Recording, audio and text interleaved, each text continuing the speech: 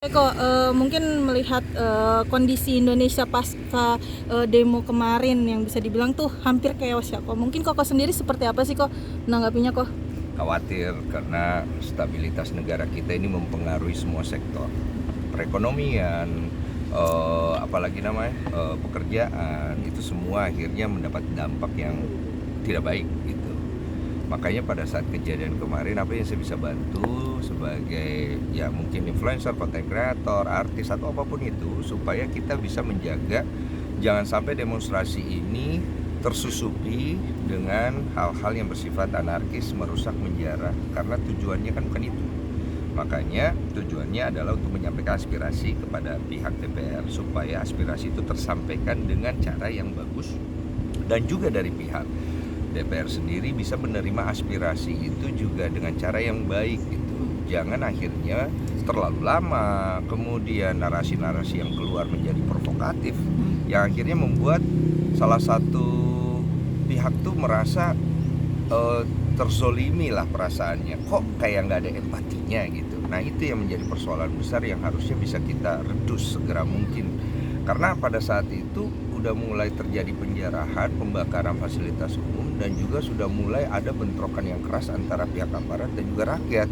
Sedangkan rakyat itu sendiri kan ada yang mungkin tidak tahu menau, yang akhirnya terprovokasi oleh beberapa pihak yang kemudian ingin membuat kericuhan, yang akhirnya ingin membenturkan antara rakyat dan polisi.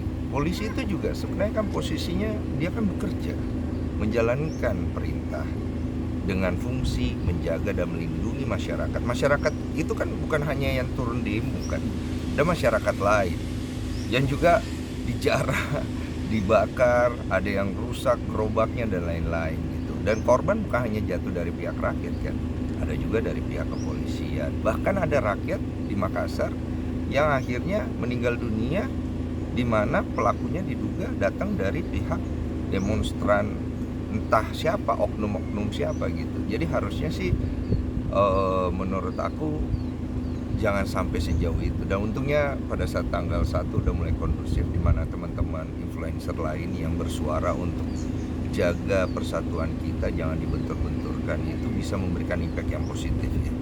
Karena sebelum tanggal 1 itu narasi di sosial media keras banget isinya, yang tidak ada bunyi perdamaiannya. Karena semua orang takut bersuara untuk berdamai kan saat itu. Kok 17+8 sendiri? Kok sendiri milih setuju nggak dengan tuntutan yang diberikan kepada anggota DPR tersebut? 17+8. Kalau dilihat dari tuntutannya, sebenarnya itu kan aspirasi yang mewakilkan masyarakat. Tapi apakah itu mewakilkan keseluruhan dari masyarakat, pasti menjadi pro kontra. Karena yang aku lihat paling bold di situ adalah undang-undang perampasan aset. Itu yang paling menjadi hal yang paling bold. Kemudian kebijakan-kebijakan lain berupa tunjangan yang harusnya tidak segitu gitu. Nah ini kan akhirnya jadi pro kontra juga ya. Menurut aku sih sebenarnya isi daripada tuntutan aspirasi masyarakat itu harus dipahami juga konteks perundang-undangan dan konstitusinya bekerja seperti apa. Karena kalau kita melihat secara undang-undang, apa yang menjadi aspirasi masyarakat itu tidak boleh juga diselesaikan atau diputuskan dengan melanggar undang-undang. Jadi harus ada win-win solusi antara pemerintah dan juga masyarakat yang pengen kejar setoran, tapi harus tahu juga nih perundang-undangan kita bekerja seperti apa, supaya akhirnya apa, tidak timbul lagi narasi-narasi negatif bahwa ya ini ya gitu. Karena yang kita cegah nih adalah jangan sampai kita dibentur-benturkan oleh keadaan dan ketidaktahuan kita, yang mana akhirnya membuat kita akhirnya ribut sendiri. Dan yang paling bahaya kalau sudah turun ke jalan kan, udah mulai kayak kemarin menjarah segala macam. Dan jangan membuat narasi-narasi yang membuat bahwa Indonesia ini wah bahaya nih Indonesia. Belum kita belum ke sana. Kalau bisa jangan ke sana. Tapi dengan banyaknya bisa dibilang tuh narasi yang begitu menyudutkan ya kok, bahkan sampai membuat adanya provokatif, pembakaran juga di beberapa fasilitas umum, bahkan rumah beberapa anggota dewan yang termasuk public figure juga turut dijarah juga nih kok. Sempat menyayangkan gak sih kok dengan aksi tersebut kok? Ya, saya sangat menyayangkan karena itu menodai demokrasi kita, menodai aspirasi yang ingin disampaikan oleh masyarakat. Saya setuju ketika masyarakat itu marah, harus marah ketika akhirnya pihak dari yang satunya tidak berempati atau diduga mereka sama sekali tidak mau mendengarkan. Itu oke kok marah itu. Tapi kalau kemudian marah itu berubah menjadi merusak dan merugikan orang lain, itu kan arahnya sudah akhirnya tidak baik untuk pihak rakyat itu sendiri. Rakyat kan akhirnya bisa dituduh bahwa rakyat ini adalah orang-orang yang, maaf, mungkin pengen makar, mungkin pengen merusak, padahal kan masyarakat tidak begitu. Masyarakat kan tujuannya cuma pengen didengarkan, ngerti kan? Karena ada pihak-pihak yang akhirnya ikut di dalam hal ini yang bisa membuat masyarakat jadi difitnah.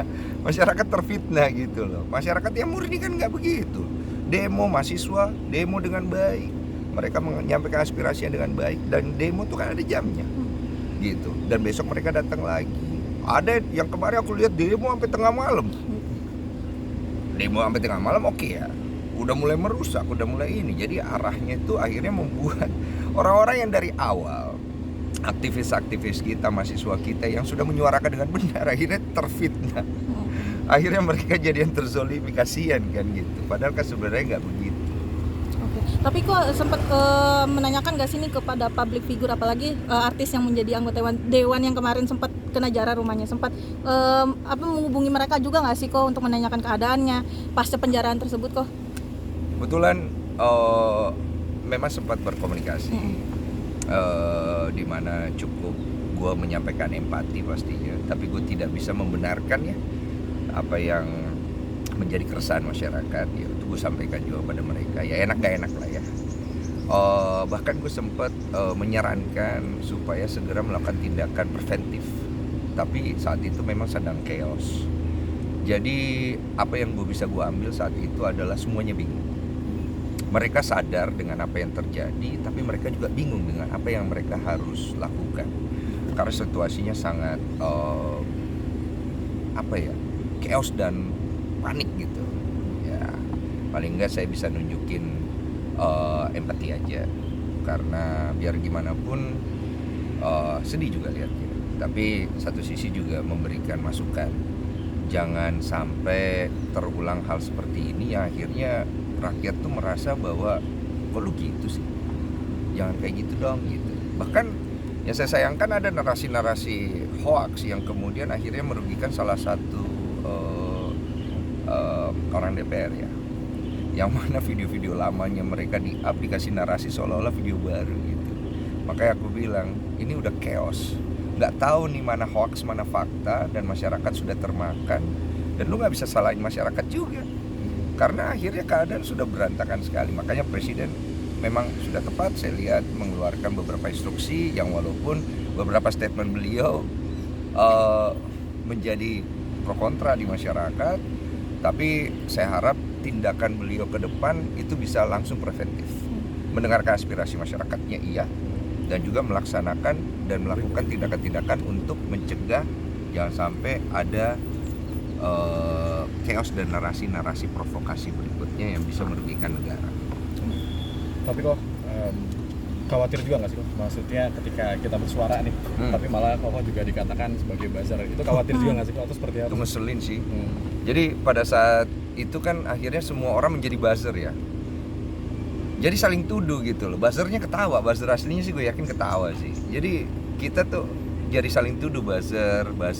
Bahkan yang paling menyedihkan buat gua, foto-foto gua ketika gua tidak mau pakai pink hijau tuh gua pakai filter merah putih karena gua merasa merah putih adalah identitas gua, ditaruh logo PKI terus disebar di Twitter seolah-olah gua PKI dan seolah-olah itu foto gua bikin sendiri gitu kan. Itu kan bahaya sekali, dan menurut gua narasi-narasi seperti ini yang memecah belah masyarakat gitu loh, bahwa stop lah kita saling menuduh diri kita atau orang lain buzzer gitu, karena itu sangat provokatif kan. Kalau memang lu menuduh, dalil itu lu harus buktikan. Jadi jangan main asal menuduh gitu. Jangan, yang aku bilang cooling down, take everything, chill dulu.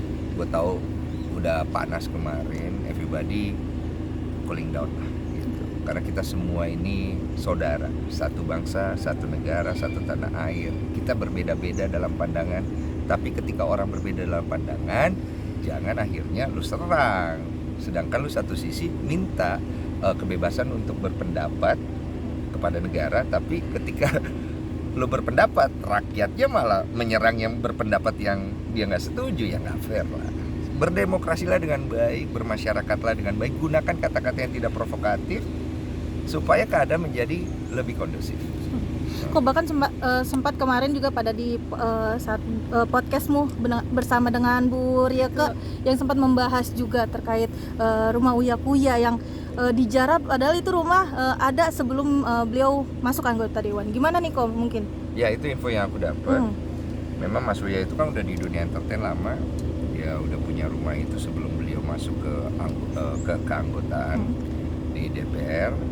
Cuman kayaknya sih Mas Eko itu lebih kepada pelampiasan amarah, di mana beliau itu terkesan meremehkan keresahan masyarakat yang sudah mulai marah.